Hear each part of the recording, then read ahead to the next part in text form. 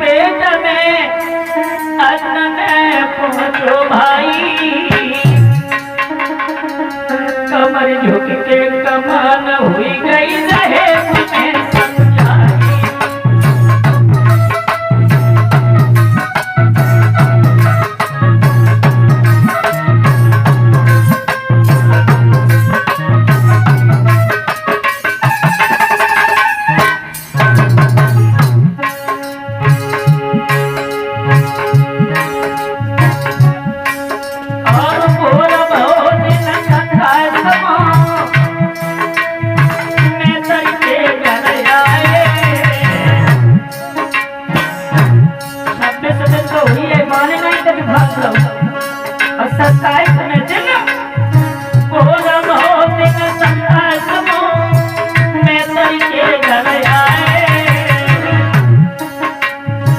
बोलो भगी, हाँ बोलो भगी, हरिश्चंद्र से पानी भर के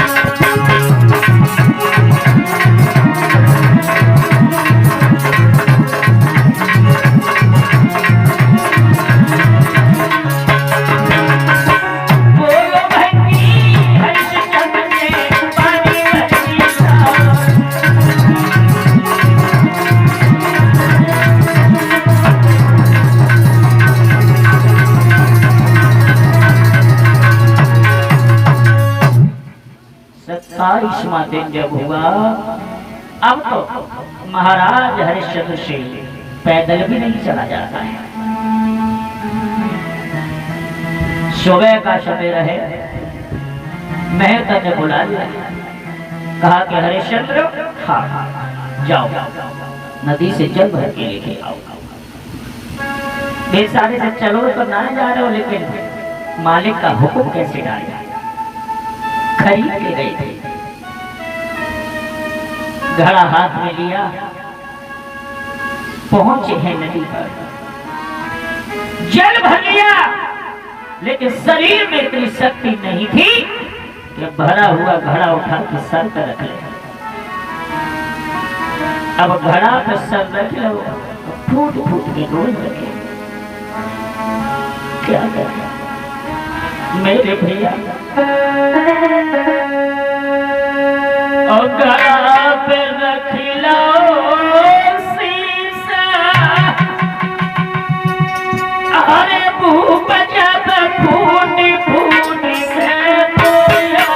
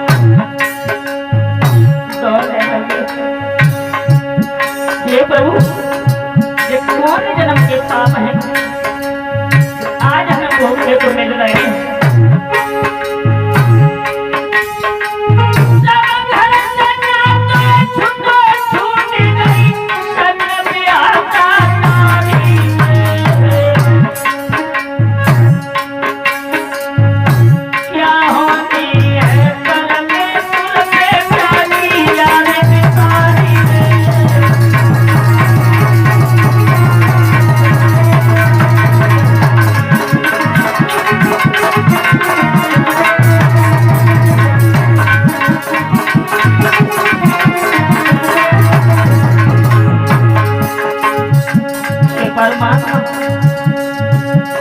सब घर से ना तो छुटी गऊ, सब कछ बिकी गऊ। अब हम कहाँ जाए कहाँ रहे?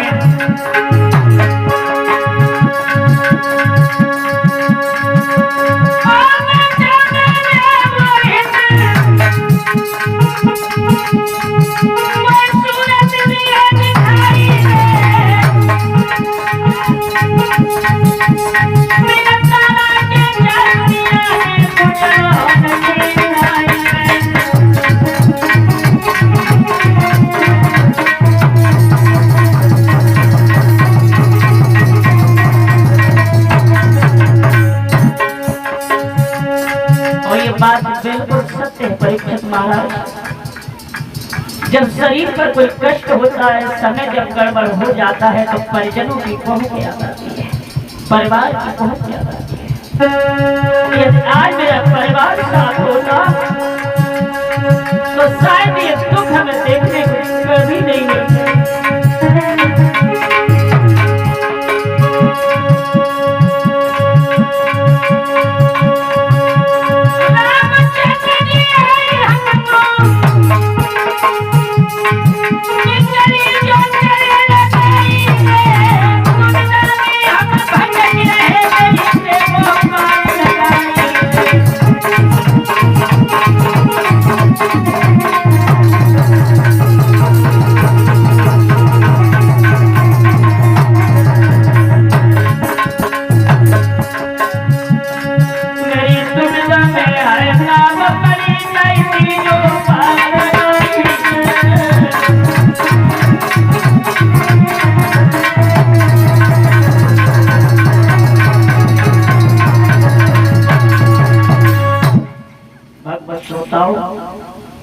परीक्षित महाराज की जब थाली थोड़ी सही तरीका से रख दो, गिर सकते नीचे रख दो, टेबल पे रख दो वहीं पे, और दीपक जला दो।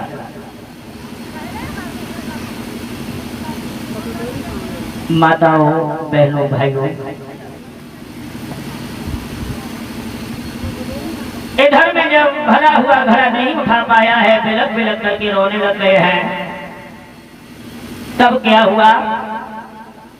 इधर ब्राह्मण देवता का आदेश हुआ है कि तारा, हाँ एक काम करो, घड़ा लो और स्वच्छ और साफ जल भर के लेके आओ नदी से। तारो बेचारी चली और तारा को जैसे याद भाव देखो प्राण पड़ी गई। पहचान लो, भला अपनी पत्नी को कौन नहीं पहचान पाए? बिल्कुल चेहरा न देखे तो भी इंसान अपनी पत्नी को चाल से पहचान लेता है। पहचान लिया, कहा कि मेरी देवी आ गई, अब ये घड़ा भर उठवा देगी। तारा ने अभी आकर के अपना घड़ा भर लिया है। महाराज को देखा तो कहने लगी, प्रभु ये क्या हुआ? तुम्हारा शरीर तो जर्जर हो चुका है, बात क्या है? देवी कोई बात नहीं, जो कर्मन में लिखी है ना भाई, तुम एक काम करो, मेरा घड़ा उठवा दो। क्या? हाँ देवी, वो तो वाकई में मेरे शरीर में दम ना है, इसलिए तारा अरे रनिया उठवाए दे, गगरिया मेरी चलकी भरिया रनिया उठवाए दे।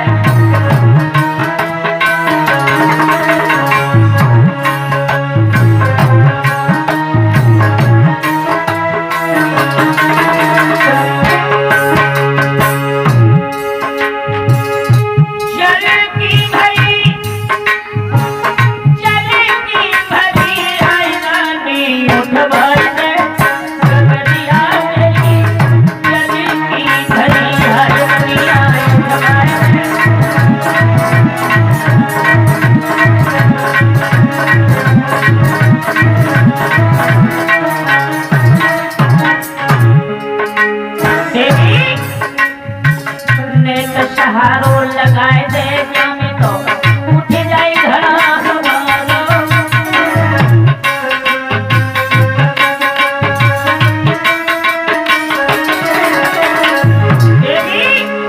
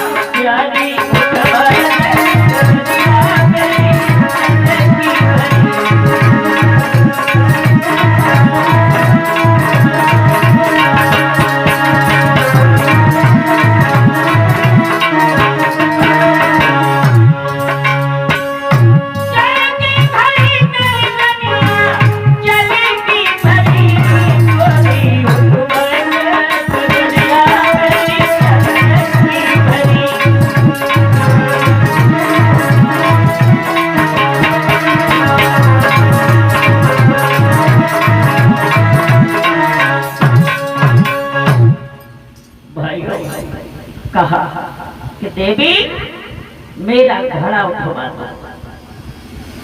तारा कहने लगी महाराज मैं ऐसा तो नहीं कर सकती हूँ। क्यों? इसलिए नहीं कर सकती हूँ, हो तो तुम मेरे पति, परंतु अब धर्म अलग अलग हो गया है। तुम मैतर के घर रह रहे हो, अशुद्ध हो, मैं ब्राह्मण के घर रह रही हूँ, शुद्ध हो। अगर मैंने तुम्हारा घड़ा छू ही लिया तो धर्म दूषित हो जाएगा। इसलिए महाराज मैं घड़ा नहीं छू सकती हूँ तुम्हारा, एक अकल बता दे रही हूँ, उसके द्वारा आप ये घड़ा उठा सकते हो। कैसे? कहा कि गहरे जल में घुस जाओ, घड़ा ऊपर कर लेना और डुबकी लगा करके घड़ा को उठा लेना। इतनी कह के लोग तारा तो चली गई। देखो समय बात, अपनी धर्म पत्नी जिसके साथ अशात फेरे डाले, मुसीबत में वो भी साथ ले गया। मत हो गई, चली गई।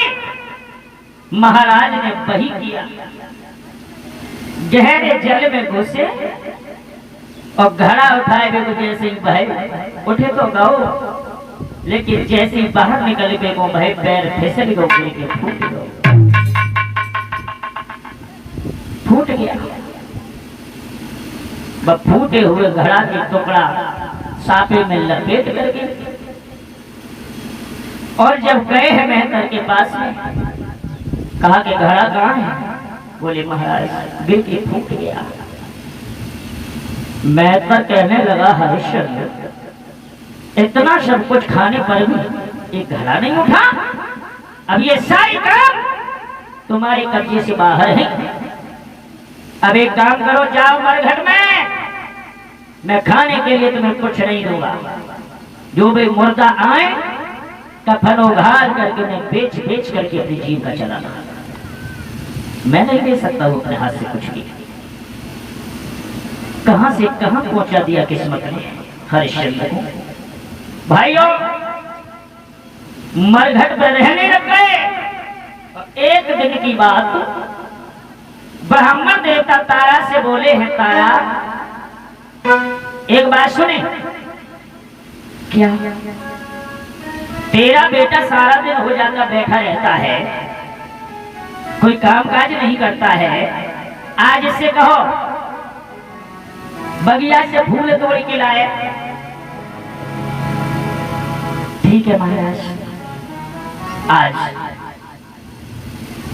मैया तारा ने बेटा रोहित को बुलाया और कहा, बेटा मालिक का आदेश है, एक काम करो, जाओ बगिया में चले जाओ और वहां जाएगी फूल तोड़ के ले आइयो। बेटा चला है, लला ज्ञानेंद्र चला है कि मात की बात में, मात की बात में ले डलिया हाथन में, चला है कुमरी रोहिता।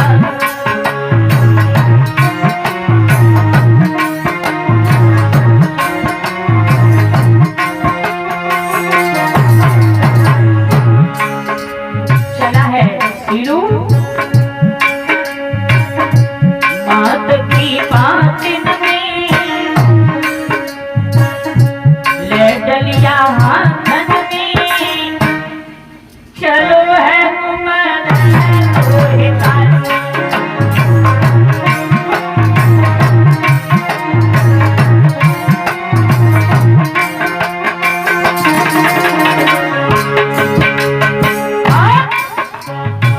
बगिया में पहुंच गए।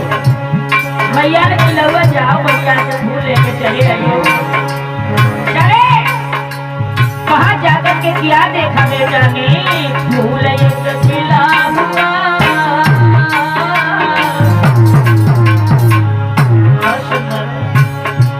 फूल एक खिला हुआ, अब सिर छुपा हुआ,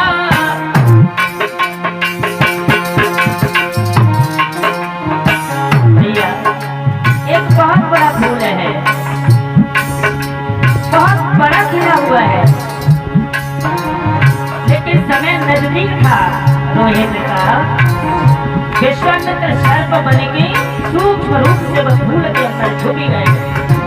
फूल एक खिला हुआ,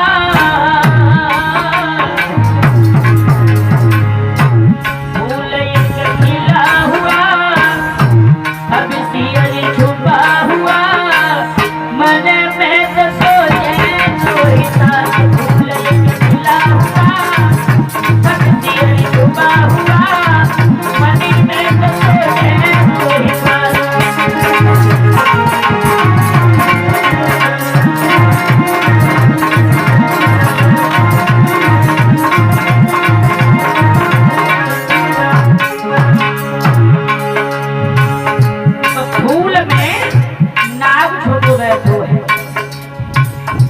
फूल एक खिला हुआ,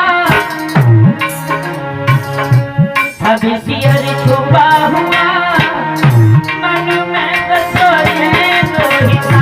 फूल एक खिला हुआ,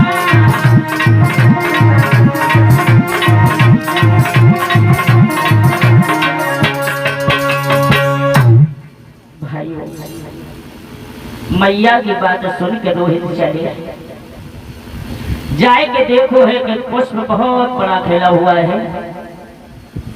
जैसे उसे तोड़ने को हाथ बढ़ाया है, नाग ने बेटा को उंगली में कस लिया और जैसे ही नाग ने बेटा को डसो, बाई समय विश्वामित्र अपने असली रूप में आए थे, भाग खड़े भये और काशी में जाए आवाज लगाए थे काशी के लोगों। एक छोटा सा बेटा किसी का फूल लेने के लिए गया था, उसे किसी नाग ने डस लिया है, बेचारा जिंदगी की अंतिम सांसें ले रहा है, बचा लो बेटा। मैया ने देखा है, सुना है कानों से कि मेरा ही बेटा गया था। ब्राह्मण देवता के आगे पहुंच गई और कहने लगी हाथ जोड़ के, हे ब्राह्मण देवता, मेरे बेटा को सांप ने खाएगा, मुझे इजाजत दे दे तो मैं चली जाऊं। बोले अभी नहीं, पूजा के लिए फूल लेके आओ। वो भी आ गया, अब इजाजत दे दो। अभी नहीं, पहले भोजन और बनाओ। भोग किसका लगाएंगे हम? भोजन बनवा दिया। काहे ब्राह्मण देवता, अब वो इजाजत दे दो, हम अपने बेटा को लेके आए। लोगों, मैया तारा जब चली है अपने बेटा के पास, तो जाए के देखो है कि बेटा जिंदगी की अंतिम श्वासें ले रहा है। बहु ऐसो जैसे बेटा को देखो है, रोज में सांसें चल रही थी। मैया ने जेठ भर रही अपने बेटा की। उसी समय भाइयों रोहित कहने लगो, मैया तो ना मालूम है, लीनो जन्म सो मगनु है, तू दिल दिल में दीजिए, वो एक बार पुचकार की, वो सब प्यार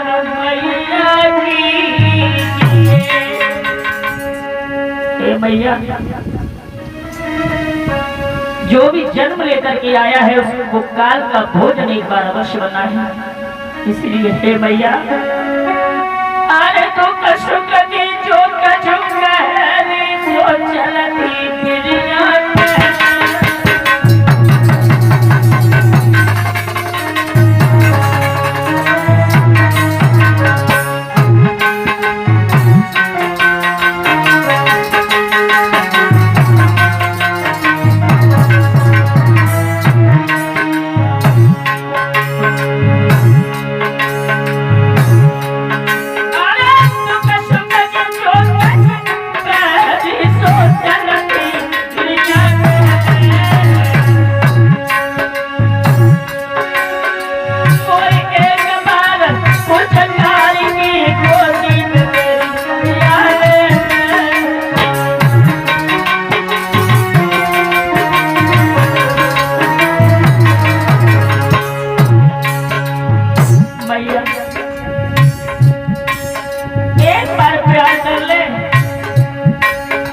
दुखी न हुई, जो जन्म लेके आया है वो काल का भोजन अवश्य बना है।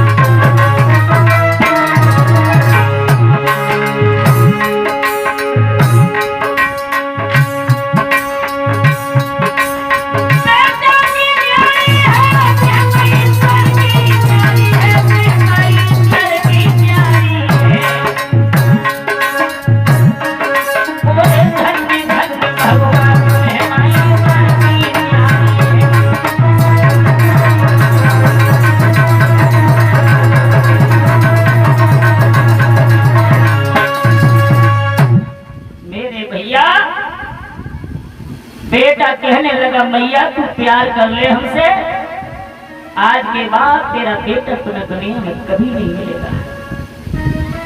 इतनी कह के पूरे शरीर में जहर बढ़ चुका था। बेटा की प्राण आत्मा ने शरीर को छोड़ दिया और जैसे शरीर छोड़ो सोई भाव का मैया पछाड़ खाए के बेटा की लेस में गिर गए और रोने लगी, कहने लगी लाला अब मैं तो कहाँ ढूंढे, अब हम तो कहाँ ढूंढे लाला। बेटा ओ बेटा तुम कहाँ गए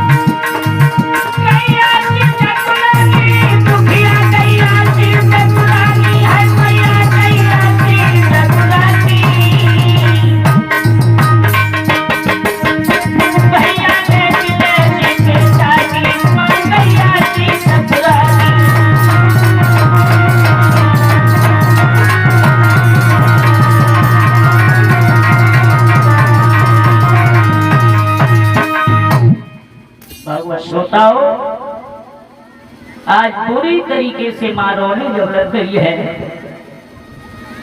सोचने लगी भला क्या करूं अब इस जंगल में मेरा कौन है, कौन है यहाँ, और मैं कहाँ जाऊं। मेरे पास इतना धन भी नहीं है कि बेटा की लहज के लिए कफन मंगवा लूं। माताओं, बहनों, भाइयों, बुजुर्गों,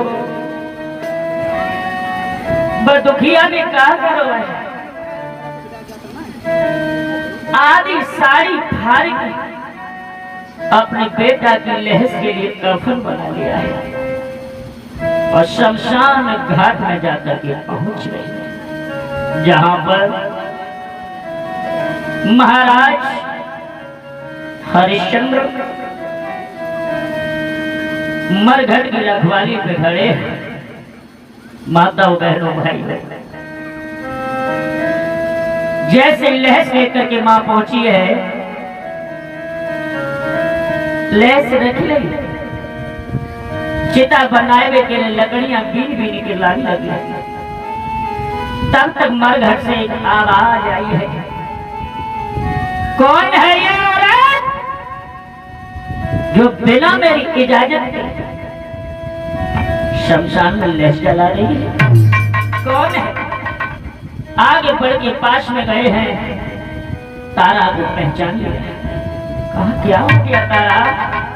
तारा कहने लगी, महाराज मेरे बेटा को सर्प ने डस लिया है और मैं शमशान घाट में लेकर के आई हूं, बेटा की लहस का दाह कर दो, जरूरी है। कहने लगे, देवी सच बात तो ये है, काशी नगरियों में जब से बिक गए हैं, तब से हमारे तुम्हारे सारे रिश्ते टूट चुके हैं। देवी कुछ नहीं हो सकता है, लेस जब जलेगी पहले कर का टका चाहिए मुझे। अरे फिर खाले सी अरे माला घट में और रोई रही तारा। देवी कुछ नहीं होने वाला, बेकार में रो रही हूं। अरे मेरा थाले से धर है मन घट में रोई रही तारा। तुम्हारे जमे